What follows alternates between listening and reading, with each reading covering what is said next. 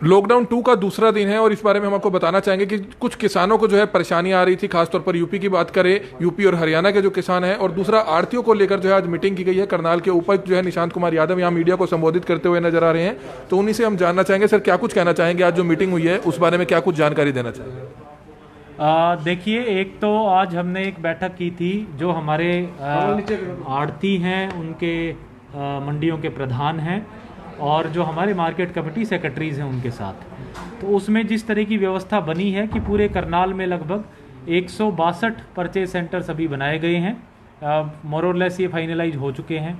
हर साल हमारी जो परचेज थी वो 23 सेंटर्स पे होती थी, तो इस प्रकार से इस बार करीब 5 से 6 गुना ज़्यादा सेंटर्स बने हैं। उसका उद्देश्य ये था कि जो परचेज है उसको डिसेंट्रलाइज करना है, अलग अलग जगह पे करना है ताकि फार्मर्स की गैदरिंग ना हो। किसी भी एक परचेज सेंटर पे एक दिन में 100 से ज़्यादा किसान नहीं आएंगे। 50 किसान सुबह 8 बजे से 2 बजे तक और बाकी 50 किसान 2 बजे से शाम को 6 बजे तक आएंगे। हर एक किसान मास्क पहन करके आएगा या जो उसके पास रुमाल है या तौलिया है उससे अपना मुंह ढक के आए।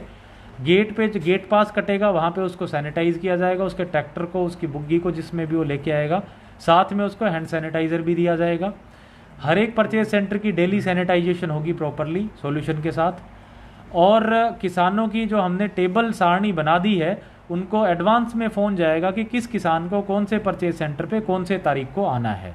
तो जो हमारी परचेज लगभग 15 दिन चलेगी और इसको स्टैगर्ड तरीके से कराएंगे। किसानों को एडवांस में सबको फ़ोन और मैसेजेस आ जाएंगे, उनके मोबाइल पे भी मैसेज भेजा जाएगा, उनको 3-4 बार फ़ोन करके भी बताया जाएगा कि उनको किस तारीख को कौन से सेंटर पे आना है। फिर जिस दिन उसका डेट पड़ता है उससे एक दिन पहले भी उसको फिर से फ़ोन किया जाएगा कि आपको कल जो है इस परचेज सेंटर पे इतने बजे आना है और आप अपनी गेहूँ लेकर के आएँ। तो इस प्रकार से एक हमने व्यवस्था बनाई है और हमें पूरा विश्वास है कि कहीं पे भी गैदरिंग नहीं होगी। हमने आड़तियों को भी इन 162 परचेज सेंटर पे इसी प्रकार से बांट दिया है। जो हमारी परचेजिंग एजेंसीज़ हैं इनकी ड्यूटी लगा दी गई है। हमारी कोशिश रहेगी कि जैसे जैसे गेहूँ आता जाएगा मंडियों में वैसे वैसे तुरंत उसकी लिफ्टिंग भी होती जाए ताकि वहाँ पे स्टॉकिंग पाइलिंग अप ना हो। हर एक सेंटर पे हमने होमगार्ड के जवान, पुलिस के जवान और कुछ हमारे रिटायर्ड आर्मी पर्सनल हैं और जो फॉरेस्ट के गार्ड्स हैं उनको लगाएंगे ताकि वो व्यवस्था भी बनवाएं। हर एक परचेज सेंटर पे गेट पास काटने के लिए हम जो VLE है CSC पे जो बैठता है उनकी सुविधाएं लेंगे और 4-4 सक्षम युवा भी हर एक परचेज सेंटर पे लगाए जाएंगे जो किसानों को फ़ोन करके इस बारे में बताएंगे। कुछ किसानों की ये मांग आई थी कि उनकी ज़मीनें यूपी में हैं या और बाहर जगह हैं, तो उसके लिए मैं बिल्कुल स्पष्ट कर देना चाहूँगा, सरकार की तरफ से स्ट्रिक्ट डायरेक्शंस हैं कि सबसे पहले गेहूं की जो हरियाणा की गेहूं है वही खरीदी जाएगी। तो हमारे जितने भी नाके हैं, चाहे वो मंगलोरा पे हो या शेरगढ़ टापू हो, हमने वहाँ पूरी प्रॉपर बैरिकेडिंग करा दी है। 24 आवर 8-8 घंटे की शिफ्ट में 3-3 ड्यूटी मजिस्ट्रेट्स लगा दिए हैं, पुलिस प्रेजेंस कर दी है। उनको सख्त हिदायत है कि किसी भी तरह का वो गेहूँ उधर से नहीं आने पाए। जो किसान जिनकी ज़मीनें यमुना के उधर पड़ती हैं लेकिन वो पड़ती हरियाणा स्टेट में ही हैं, उनके लिए हमने संबंधित SDMs को डायरेक्शन दी है कि वो एक दिन फिक्स करेंगे, उस दिन उन एरियाज़ की जो है गेहूं यहाँ पे आएगी, लेकिन वो सिर्फ वही गेहूं होगी जो हरियाणा राज्य में पड़ती है। ज़मीन यमुना इधर शिफ्ट हो जाने की वजह से ज़मीन यमुना पार चली गई है। कोई भी गेहूं का एक भी दाना जो यूपी राज्य में पड़ता है या और कोई बाहर स्टेट से आता है वो बिल्कुल नहीं खरीदा जाएगा।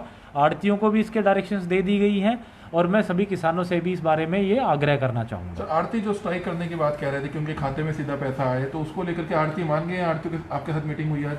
उसको लेकर के सरकार से भी आड़तियों की बातचीत हुई थी और उसमें ये जो सहमति बनी थी कि इनके खातों में ही पैसा आएगा और ये भी आगे ऑनलाइन ट्रांसफ़र करेंगे किसानों के खातों में, उस पर सहमति बन गई है। आड़तियों की अब इस बारे में कोई शिकायत नहीं है। सर, एक चल रहा था कि अप्रैल में अगर बेचते हैं तो अलग रेट होगा, मई का अलग था, जून का, उसके बारे में क्या फैसला? उसके बारे में राज्य सरकार ने केंद्र सरकार को स्टैगर्ड परचेज का एक फॉर्मेट बना के भेजा था। जैसे ही वो मंजूर होगा, जैसे ही राज्य सरकार से जो हिदायतें आएंगी उनका पालन किया जाएगा। अभी एज ऑफ नाउ स्टैगर्ड परचेजमेंट का कोई प्लान नहीं है। सर, और कुछ एक तो डॉक्टर्स के बारे में क्या बताना चाहेंगे जो एक जो मैं बताना चाहूँगा कि जो हमारी इस तरह की बातें सामने आ रही थी कि जो OPDs हैं, कुछ नर्सिंग होम प्राइवेट हॉस्पिटल्स बंद हैं, कुछ ने OPDs बंद कर दी, कुछ ने इमरजेंसीज बंद कर दी। तो इसके बारे में ये बताना चाहूँगा कि एक तो इमरजेंसी जितनी भी हमारी हॉस्पिटल्स या बाकी जितनी मेडिकल एस्टेब्लिशमेंट्स हैं इमरजेंसीज तो 24 आवर रन करेंगे हर कोई, हमने उनको स्ट्रिक्ट डायरेक्शंस कल इशू कर दी हैं।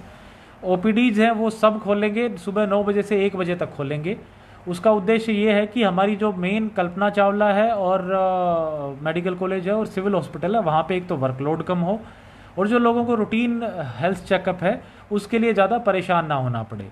लेकिन जितने भी प्राइवेट एस्टेब्लिशमेंट्स हैं वो इस पर्टिकुलर एक ट्राइज एरिया बनाएंगे और ये जांच करेंगे, और जो भी कोरोना के सिम्टोमेटिक या उस तरह के लक्षण वाले पेशेंट्स मिलते हैं, चाहे किसी में बुखार है, कोल्ड है, ब्रीदिंग प्रॉब्लम्स हैं, कफ है, उनको गेट पे ही एक देख करके उनको तुरंत कल्पना चावला जाने के लिए कहेंगे।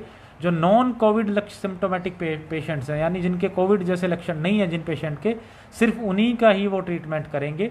उसके लिए भी वो गेट पे हैंड सैनिटाइज़र रखेंगे और मास्क रखेंगे। अगर कोई भी पेशेंट आता है तो उसके हैंड सैनिटाइज कराए जाएंगे और मास्क दिया जाएगा। हमने पेशेंट्स के लिए भी एडवाइजरी जारी की है कि किसी भी पेशेंट के साथ एक से ज़्यादा अटेंडेंट ना अलाउ किया जाए। अगर कोई आता भी है तो उसको गेट पे रोक करके उसके साथ सिर्फ एक ही आदमी को अंदर जाने दें। इसके अलावा जो इलेक्टिव सर्जरीज़ हैं, जो बेसिकली रूटीन सर्जरीज़ हैं और जो बाद में भी कराई जा सकती हैं, हमारी एडवाइजरी है कि वो अगर पॉसिबल हो सके तो अवॉइड करें।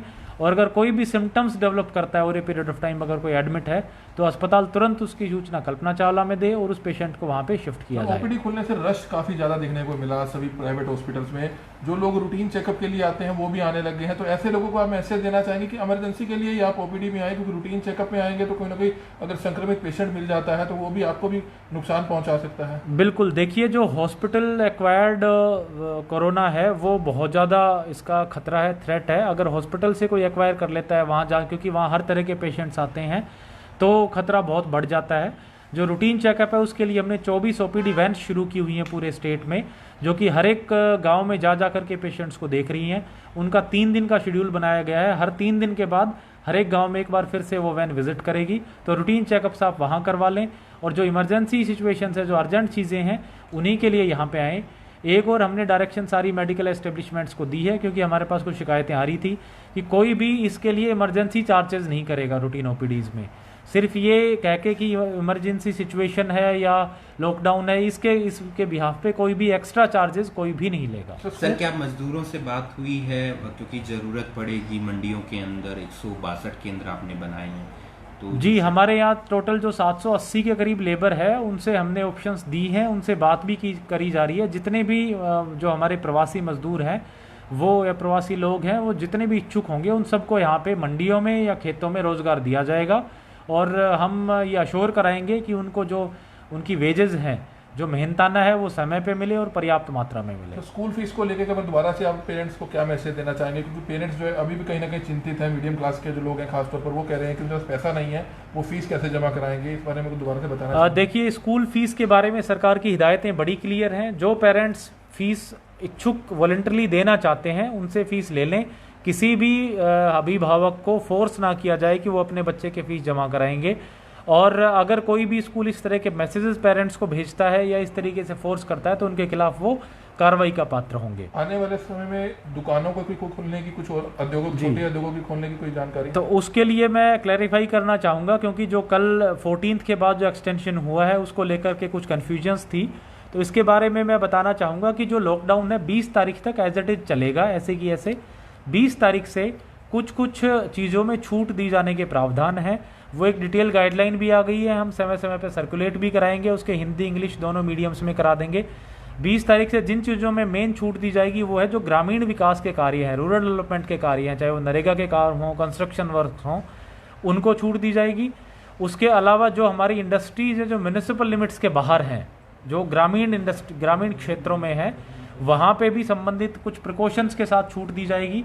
तो इस तरह के जो चीज़ें हैं, मेन जो एम है, फोकस है सरकार का, वो ये कि गांव में विशेष रूप से बेरोजगार की स्थिति उत्पन्न ना हो। इसके लिए इस संदर्भ में 20 तारीख से कुछ चीज़ों में छूट दी जाएगी। जो अर्बन एरियाज़ हैं उसमें मोर और लेस सेम रिस्ट्रिक्शंस रहेंगी, और अगर कहीं पे भी कोई भी पॉजिटिव केसेस आते हैं तो ये जो छूट है वो तुरंत विड्रॉ कर ली जाएगी और पहले जैसा ही लॉकडाउन वहाँ पे फॉलो किया जाएगा। मैं दोबारा क्लैरिफाई कर दूं कि ये जितनी भी छूट की मैं बात कर रहा हूँ ये 20 तारीख से लागू रहेंगी। 20 तारीख तक तो एज इट इज़ लॉकडाउन जैसा हम फॉलो कर रहे हैं वैसा चलता रहेगा। लोगों के लिए कोई रियायत नहीं होगी जो आना बाहर जी, एक तो जो इंटर डिस्ट्रिक्ट मूवमेंट और इंटर स्टेट मूवमेंट्स हैं, यानी ज़िले के बाहर जाना और राज्य के बाहर जाना, वो सिर्फ और सिर्फ मेडिकल इमरजेंसीज़ में या अगर कोई इसेंशियल सर्विसेज दे रहा है उन्हीं 2 शर्तों पे लागू रहेगा। 20 तारीख के बाद भी यही व्यवस्था रहेगी। ज़िले के बाहर और राज्य के बाहर तो बहुत एक्स्ट्राऑर्डिनरी सिचुएशंस में ही आने जाने दिया जाएगा। जो डिस्ट्रिक्ट के अंदर की मूवमेंट्स हैं वो सिर्फ जो इसेंशियल सर्विसेज को मेंटेन करने के लिए, राशन, सब्जी, फल, दूध, इस तरह की चीज़ें मेंटेन करने के लिए सिर्फ अलाउ किया जाएगा। ग्रामीण क्षेत्रों में इंडस्ट्रीज खुली रहेंगी कुछ शर्तों पे। उदाहरण के तौर पे जैसे वो अपने लेबर को या तो वहीं रखें या नियर बाई जगह रखें, उनको ट्रांसपोर्ट की अरेंजमेंट करा के दें, उनके खाने पीने का वहीं पे ध्यान रखें, सैनिटाइजेशन रखें, सोशल डिस्टेंसिंग करें। तो वो जो सारी शर्तें हैं, तमाम शर्तें हैं, वो हम 20 तारीख से 1-2 दिन पहले पूरे लोगों की जानकारी के लिए भी ला देंगे और सबको सूचित भी करेंगे मीडिया के जरिए। लेकिन 20 तारीख तक कोई भी लॉकडाउन का उल्लंघन ना करे। कल ये देखने में आया था कि कुछ लोगों की मूवमेंट बढ़ गई थी, इसलिए कल हमने कार्रवाई भी की, आज भी कार्रवाई कर रहे हैं। कुछ दुकानें सील भी की हैं जहां जिन्होंने लॉकडाउन का वायलेशन करने की कोशिश की। 20 तारीख तक जो हमने व्यवस्था बनाई हुई थी, चाहे किराने को लेकर के, सब्जी को लेकर के, फलों को लेकर के, वो एज इट इज जारी रहेगी। सर, जरूरतमंद परिवार हैं, कई गरीब परिवार हैं जिनको सामाजिक संस्थाओं की तरफ से पहले राशन दिया गया था, 10-15 दिन का राशन दिया गया था, वो खत्म हो चुका है। लगातार लोगों के फोन आ रहे हैं, 1950 पे फ़ोन कर रहे हैं, लेकिन वो रिस्पॉन्स नहीं मिल पा रहा है जो सामाजिक संस्थाओं और वार्ड वाइज जो था वो मिल पा रहा था। तो क्या कुछ कहना चाहेंगे इस पर? कोई सूखा राशन पर कोई खुलवाई हो जाएगी? जी बिल्कुल। एक तो जितनी भी हमारी BPL फैमिलीज़ हैं उनको एक बार राशन मिल चुका है, दूसरी बार भी राशन अब डिपोज में पहुंच गया है और उसका डिस्ट्रीब्यूशन भी जल्दी शुरू कर देंगे। दूसरा, जो हमारी सामाजिक संगठन और NGOs हैं जिन्होंने बहुत अच्छा काम किया था इसमें, 20 तारीख के बाद से हम उनको भी अलाउ करेंगे और उनसे भी आग्रह करेंगे कि वो भी वार्डों में जा करके लोगों को राशन का डिस्ट्रीब्यूशन करें। बाकी जो हमारे पास 1950 पे दिन की लगभग 1000 कॉल आती हैं अलग अलग माध्यमों से, उनको हम डिस्पोजल करके डेली लगभग 500 राशन किट्स हम शहर में बांटते हैं।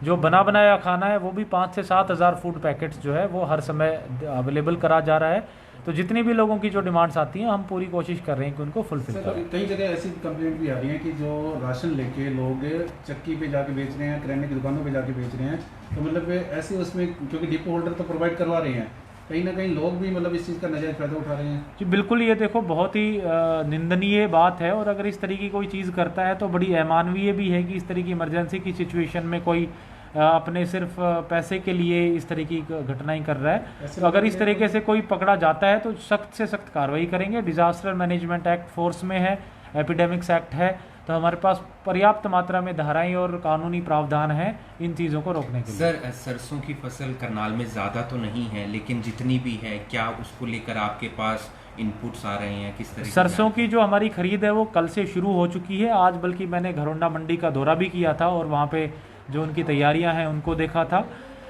हमारी कोशिश रहेगी कि 19 तारीख तक, यानी जब गेहूं की खरीद शुरू होगी उससे पहले तक ज़िले की ज़्यादातर हम सरसों खरीद लें। जो उसमें सरसों बच जाएगी उसको फिर जैसे ही गेहूं की खरीद कंप्लीट होती है उसके पैरेलल जैसे भी व्यवस्था बनती है हम परचेज कर लेंगे। सरसों की खरीद में हमारे किसान में पूरे सिर्फ 2400 किसान हैं पूरे ज़िले में, और घरोंडा और इंद्री में 2 जगह परचेज हो रही है, तो उसमें किसी भी तरह की व्यवस्था हमें एक्सपेक्टेड नहीं है कि किसी परेशानी में। अभी भी ये शिकायत आ रही है कई जगह सिर्फ आटा ही पहुंचा है, दाल नहीं पहुंची, चीनी नहीं पहुंची, तेल नहीं पहुंचा, तो कितना समय और लगेगा? डिपो से मेरी इनसे बातचीत, DFSC और फूड एंड सप्लाईज डिपार्टमेंट के संबंधित अफसरों से मैं रेगुलर टच में हूँ। आटा तो पहुँच गया है, तेल और चीनी के लिए जैसे इन्होंने बताया कि व्यवस्था बनाई जा रही है, जैसे ही पहुँचेगा उनको बंटवा देंगे। तो ये आपने देखा, करनाल के उपायुक्त निशांत कुमार यादव काफ़ी महत्वपूर्ण मुद्दों पर जो है बातचीत करते हुए नजर आ रहे थे। किसानों को जो भी परेशानी आ रही है उसको लेकर जानकारी दी, स्कूल फीस को लेकर जो है जानकारी दी, और भी कई महत्वपूर्ण बिंदु थे। आड़तियों का मामला था, उसको भी लेकर जो है करनाल के उपायुक्त जो है काफ़ी महत्वपूर्ण जानकारियां देते हुए नजर आए। लॉकडाउन 2 का आज दूसरा दिन है और लगातार प्रशासन लोगों से अपील कर रहा है कि इसी तरह से लॉकडाउन की पालना करते रहें, अपने घरों पर रहें, सेफ रहें, सुरक्षित रहें। इस वीडियो को ज़्यादा से ज़्यादा शेयर जरूर करें। कमल मिड्डा, करनाल ब्रेकिंग न्यूज़, करनाल।